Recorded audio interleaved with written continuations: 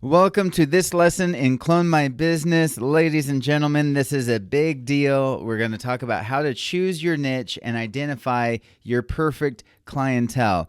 And this is a big lesson because besides how to make sales, like how to generate sales, this is probably the number one question that I get is how to choose a niche and why should you even, all that stuff. So let's just dive right in. You recognize this logo, right? Amazon. Like, I'm pretty sure you know the story of Amazon. Jeff Bezos started it off as a platform to sell books, and that's it. Like, one thing, sell books. And from there, it took off to become the monster that it is now, right? And this is a theme for this lesson. The overall goal of the lesson is to help you figure out how to pick a niche so that you can scale up quickly. Later, if you want to, you can scale out, like wide. But for right now, what you want to do is scale up, right? So start with books, figuratively speaking, and then you can go from there. So first of all, what is a niche or niche or however you want to say it, right? We'll just call it niche. I don't know. I read a book one time called Niche to Get Rich. And I thought, oh, okay, I guess that's how you say it. But technically, I guess it's probably French. I don't know. Niche, whatever. Basically, it's a general industry with a number of related fields, right? So for example, you could choose home services, and that includes painters, roofers, interior designers, contractors, plumbers, and so on. And that is a niche, right? Or you could get picky and you could be like, no, Sean, a niche is painters or a niche is roofers. Whatever. It's up to you really how you specifically want to define it. But basically what it means is going after one specific industry, one specific vertical, okay? So the question is, Sean, do I have to niche? And I say yes. Yes, you do. At least you should at the very beginning. Like remember, scale up first, then you can scale out later. And the reason why, and this is based off of my own dumb experience, is because when you first start out and you let people know that you have a digital marketing agency, you won't believe how many people need help with something online. Like all of a sudden, everybody is doing something online and they want your help. And because you're in a rush to make money quickly, and because you've got me that's pushing you to try and get you to make that first sale within 14 days, you're going to be tempted to talk with everybody under the sun. I promise you, don't. Trust me, if you talk with everyone, you'll waste your time and you won't grow your business quickly. I wasted so much time speaking with people in my very first year in the business, and I sat in countless coffee shops meeting with anyone and everyone who said they needed help online. And guess what? That's everybody. So because of that, my business didn't grow as fast as it should have as a result. And that's why I'm trying to help you avoid dumb Sean mistakes and just leapfrog that and go right to the good stuff. So why? Why choose a niche? Well, there's 5 reasons. First of all, focus. The more focused you are, the faster you'll get to results. And this pretty much goes for anything in business, anything in life, right? But especially when choosing a niche. And let me give you a quick story. So my first year in the business, I went to a networking group and there was a business coach in there. And I mean, that's what he called himself, a business coach. And he would coach you into making more money in your business, and that's how he made money. You would pay him to make more money in your business. Anyways, whatever. So long story short, this guy started to do everything. He's like, you might be like, oh, I need a website. And he's like, oh, I can build a website for you. Oh, I need to get something, what do you call that? Like a notary public or whatever you call that. He's like, oh yeah, I do that too. I need to get this mailed. Oh yeah, I have a mail delivery service. Oh, and then it's kind of like you started to realize that this guy would just do anything for $1. And the word kind of spread in the networking group, and nobody really gave him any business. Nobody really took him seriously when he talked because he was kind of like a everything to everyone and doing anything for $1. And so I know it sounds counterintuitive, like because you want to get as many clients as possible, and that's what this guy was trying to do. But I promise when you focus your efforts on one vertical, you'll get results that much faster. And sales, speed to sales, right? The faster you pick a niche, the faster you'll reach your first few sales. Remember, a major theme of this course is speed. So again, same thing. If you realize that, hey, I'm just going to talk to roofers. Anytime, a dentist or a lawyer or anyone who comes up and talks to you, that's great. But if you've already started working with a few roofers, just stay true, right? I might contradict myself towards the end of this when I talk about being organic, but we'll get there. Okay. So speed to sales. You can be an expert. By niching down, you quickly become an expert in your industry together with any skills that are needed for that particular industry. And this also includes how you interact with your prospects and your clients. Like you can speak their languages. So if there's any like nuances or lingo or specific terminology in their industry, you'll know it. Like maybe roofers call it their jobs projects instead of jobs, or dentists call their people clients instead of patients, or med spas, or whatever it is. You'll quickly learn all of that. Also, it helps you be competitive. You'll choke if you try to be everything to everyone. And like that guy I mentioned, nobody's going to give you business. You're not going to get any referral business, that's for sure. So, I mean, the challenge is, why would you even want to compete with anyone anyways? There are some major digital marketing agencies out there with big bucks. They have a way bigger budget than you do. So what you can do is become more competitive by being laser focused and fishing in a smaller pond, as they say. You can quickly stand out from all the other digital marketing agencies in your same space. And then finally, scale. By doing the same thing for every new client you get, you can scale fast. By the way, if you're using HighLevel, that means you can use snapshots. That means every time you get a new client, you simply load up your niche snapshot, change a few custom values, and voila, your client is set up. It's repeatable, it's easy, it's fast, and you get results quickly for your client, which they love, which in turn helps you grow your business fast. So speed, scale, and sales. I love those two things. Now, this is a big one, okay? I'm going to talk about the 2 commandments. Before I break down how to choose a niche to work in, you first need to promise me that you will follow these 2 commandments. When you're considering a niche, just think, number 1, do they see the need? Number 2, can they afford it? Like, do they have the budget, right? This is vital. This is absolutely vital. And before I rant on that, let me read. The other consideration says easy to communicate with, actually answer the emails and or talk on the phone. Right. Okay. So you want to be able to communicate with them, that they reply. Are they willing to sign up on an ongoing payment model with your company, like month after month, that kind of thing? Are they easy to work with? Some professions, like attorneys, are notoriously less than fun to work with. I've had good experience with attorneys, but I've also had a lot of experience with attorneys that I'm just like, ugh, this is not worth it for me. Not when there's like a lot of other business owners, like hair salon owners, who I'd much rather talk with. Much more fun, right? So going back to see the need, have the budget. You could say, hey, Sean, my aunt is a massage therapist, and she desperately needs, she asked me to help her with her website. Does that work? Can I work with a massage therapist? And I would say, okay, does your Aunt Tilly see the need? Oh, yeah, absolutely. She knows she needs to get new clients online. Okay, does she have the budget? She said she's got $100. No, she's got to see the need. Check. She's got to have the budget. Check. No matter what, no matter which niche you go after, it could be lawyers, plumbers, dentists, Ragnar race promoters, event people, triathlons, that kind of thing.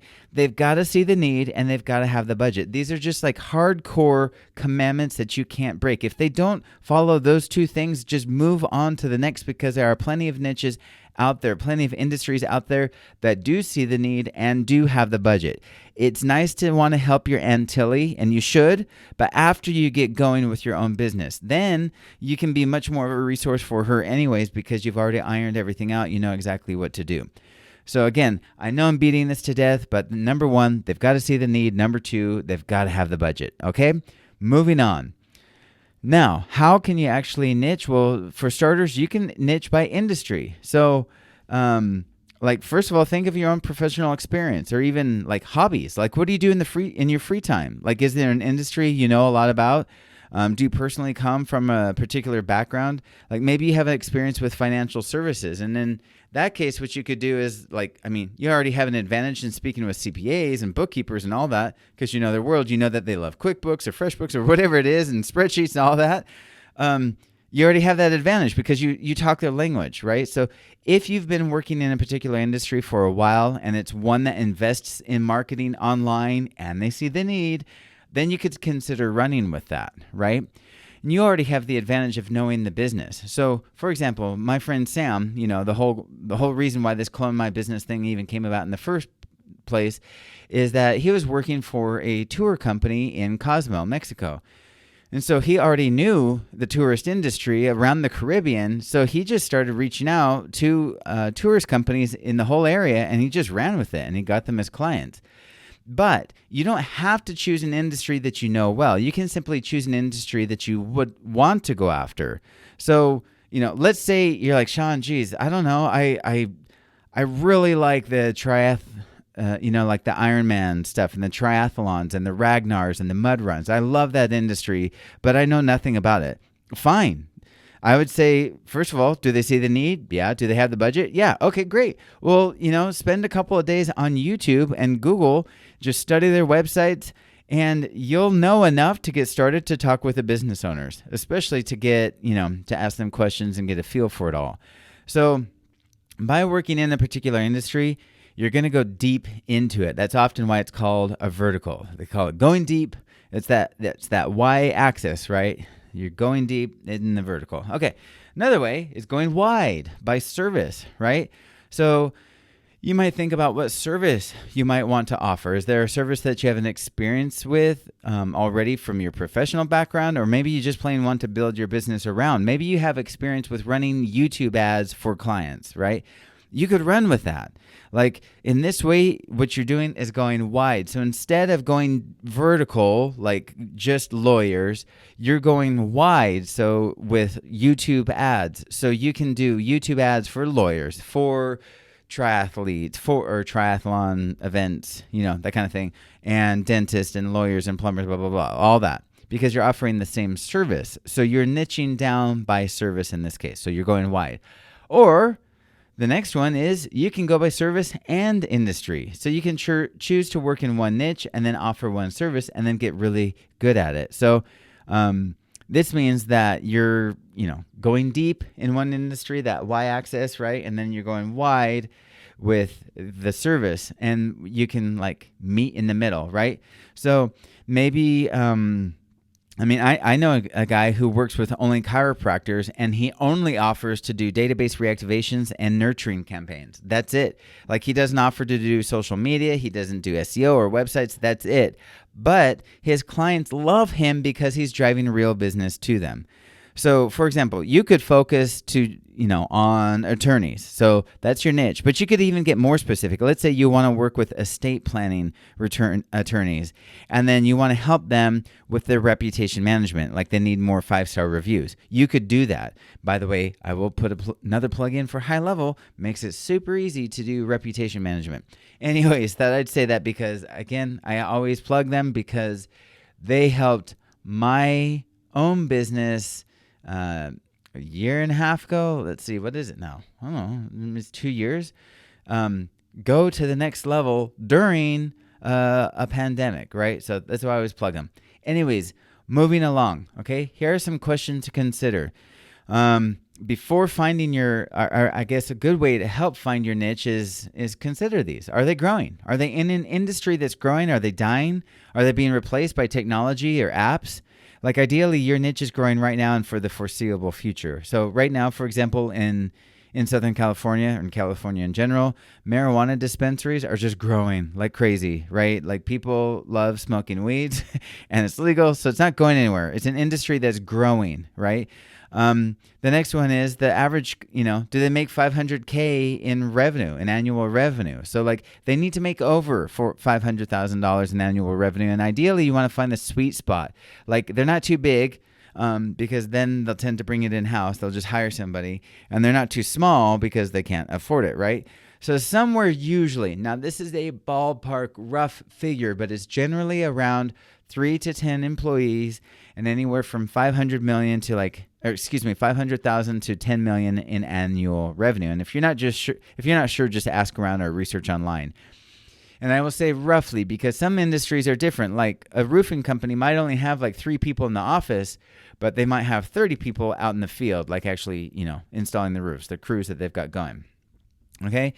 B2C, that means business to customer facing. Like we are B2B. So you have a business and you're going to be talking to businesses. So that's the B2B, but you're going to be talking B2C businesses. So like, as in their customers or their business faces customers or clients, right? So that's like a dentist or an attorney or a roofer or whatever it is. The next one, are they easy to target? Are they an industry that's not too obscure and that they have a large pool of customers or users or clients or patients or whatever they call them? Like ideally, you want to be able to find them, right?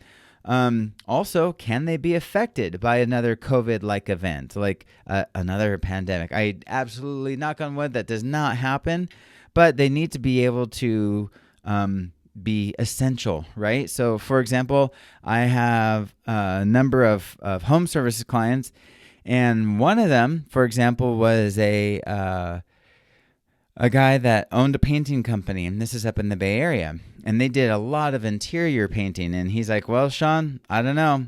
I wasn't planning on retiring for another 5 years, but I literally can't send my crews inside people's houses right now, so I'm going to have to call it. So he just sold his business and retired early.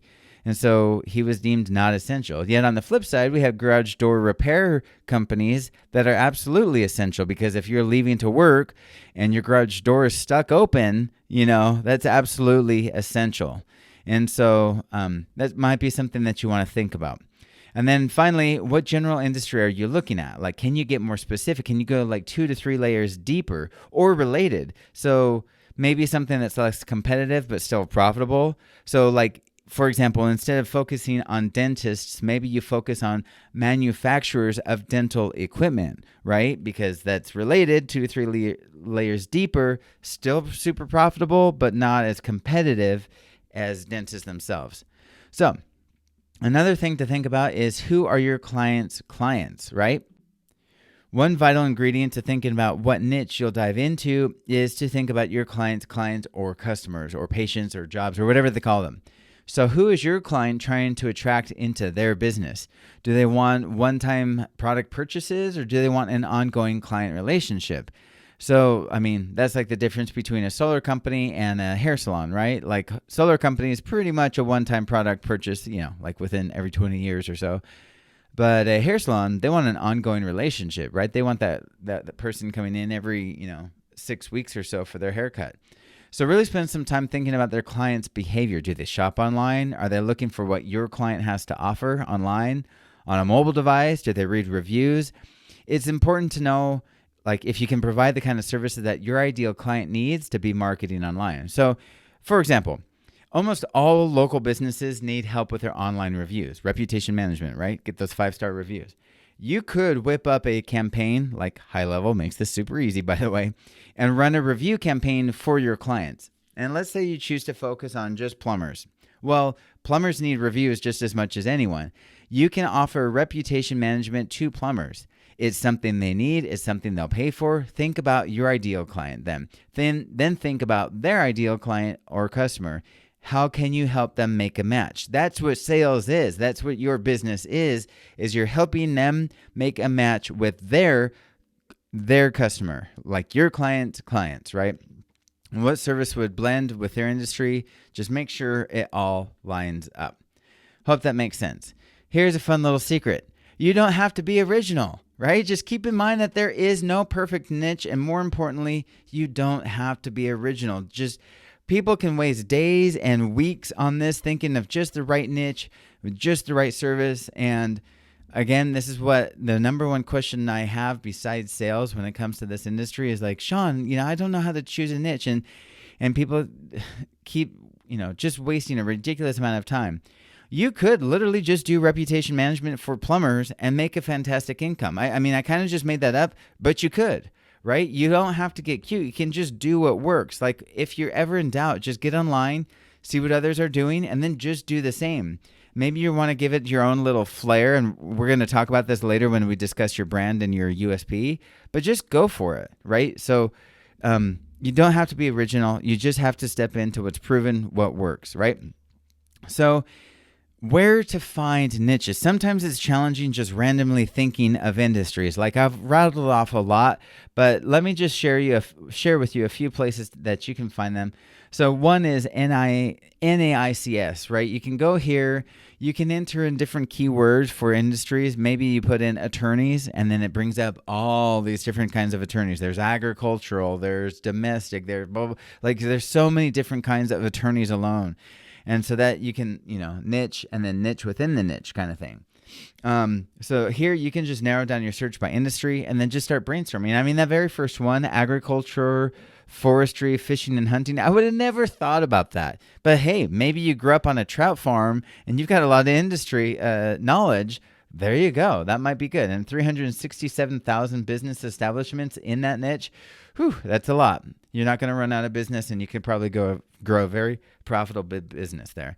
The next couple slides are just like different places where you can get leads, or actually like lists that you can market to. So exact data is one. You can narrow down by search, by sales volume, number of employees, and so on. Like I said, you want to hit that 3 to 10, maybe a little bit more based on the industry of employees. And then even where. Maybe you want to just target some random place in, San Diego or Seattle or Chicago or New York, Miami, whatever. It doesn't matter. So same thing. Another one is D7 Leads Finder. Just narrows your search down by sales volume, number of employees, all that. Keywords like for your industry. And you can, it's super helpful. And by the way, even if these get outdated, like D7, it might get bought like next week and the name changes. You can literally just do like D7 Lead Finder versus, and then another competitor will come up and you can go there. You're just basically using these places to brainstorm which niche to look at. Okay, another one is Manta. Manta has been a business directory. It's been around for a long time, as long as I've had my business. So same thing, you can punch in keywords, industries, and then just kind of poke around, do some homework, see what websites come up, see if you look at dental websites, you'll see they all start to kind of look the same, and it doesn't matter because we all know what dentists are and they don't have to provide the coolest super duper information. Doesn't matter. So you're just using these places to kind of get brainstorming. Now, once you have a list, or once you've been brainstorming a lot, what you need to do is make a top 10 list. List out your top 10 favorite niches and then why. And then when you have your list, run them through the following questions and see how they hold up. Do they see the need? Right? That's the number one commandment. Can they afford it? Number 2 commandment. Are they high ticket or low ticket? So a solar company, is a high ticket, and then a low ticket is like a hair salon, right? Are they essential or recession proof, right? Like a garage door repair, essential. Hair salon, well, it wasn't deemed essential. So, it might be something that you want to consider. Is it easy for you to find them and sell to them? Is it easy for you to reach out on LinkedIn, Facebook ads, YouTube ads, the whole thing? Do they already spend money on ads and marketing? And hint, they should, right? Do they have lots of intent versus impulse traffic? So intent traffic is kind of like, a plumber. If your toilet is broken, you're going to the internet. That is your intent, to find a plumber to fix that. Versus impulse, it's kind of like you're scrolling on social media or something, and you see these nice shoes that look cool. That's impulse, right? Are they repeat business versus one time? That's kind of like the hair salon versus solar, right? Repeat business. Hair salon definitely is repeat business, whereas solar is kind of it's pretty much a one-time thing. Well, every 20 years or so. Are they easy to work with? You're not going to have any headaches working with people in this industry. Some are better than others. Are they ideal for the services that you want to offer? Maybe you already have an idea of what services that you're going to offer. You want to make sure that they line up with that. Do you have a head start with any of them? Any of the people in your top 10 list, you already know people in the industry. And if not, don't worry. Like I said, that's what we have Mighty YouTube for and Google, because literally within 2 days, you can already kind of learn the nuances, learn the lingo, the whole thing. And then think about their customers. Do you understand who their customers are? And then last on the list is passion. It's not the highest on the list, but it's on there because if you're going to live this is your business. You're going to be in this thing pretty deep for a while until you get on top of it. So you don't have to love the industry. You don't have to be in love and passionate about roofers, for example, but you need to like it to a degree. Like, you're going to speak their language. You're going to be talking with these business owners. You need to like it to a degree. Okay. Now, once you've had your top 10 list, you've boiled it down. Now you need to make a final 3, like a top 3 of those lists. So just cross them off until you hit top 3. Then go through the list and ask again, who has the most pain? Do they see the need? Who has the budget? And do they want to get started ASAP? Once you have the answers to those questions, then you're pretty close. Now, once you've gone through these questions, do they still hold up? Like, now what you want to do is go through that list and do some homework online, both Google and YouTube. And then let's say you choose med spas, for example. So what you want to do is look up terms like med spa Facebook leads, or med spa digital marketing, or med spa reputation management, whatever. You get the point. But basically what you want to do is see what others are offering and for how much and so on. Then come up with your own unique offering. And we're going to talk about more of that later coming up, like your own unique selling proposition, USP, your own brand. We're going to talk about all of that. But for now, go through these questions and then really try and boil it down to your top 3 and then go from there. Now, this is what I alluded to when I said organic. Like, when in doubt, let it happen organically. So don't force it too hard. So in my first year in the business, I talked with everyone and anyone who said that they needed help with online, but something funny happened. Like, I like to work with people in the home services industry, but I didn't set out to make that happen. It's just that I was out there networking up a store and I was talking to everybody that I could. And it just turned out that a lot of the home services people, they had the money and they had the interest. They saw the need. So they kind of rose to the top, right? So it just kind of happened organically. Now, because I did that and I networked with everybody, I do still to this day have a ton of different people in lots of different industries. But if I could start from scratch, do it all over again, I would focus on one particular industry, like even a sub niche. Like, I would focus on maybe just painters or just plumbers or just orthodontists or just hair salon, whatever it is. So basically, when you get out there and you're just talking with business owners and you're in this brainstorming process, let it happen organically. If you realize that you have a ton of attorneys talking to you and want your business, then maybe that's something to think about. And if you're fine talking with attorneys, that's fine. Eventually you will get a niche. But, remember, you don't have to be original. You don't have to be cute. You just have to pick one. Now, here's something that I give full credit to Alex Hormozi for on teaching me this. I was on a webinar with him and he was talking about how a lot of people at the very beginning, they're all excited. They're like, yes, dentists are the best niche, and they're super excited.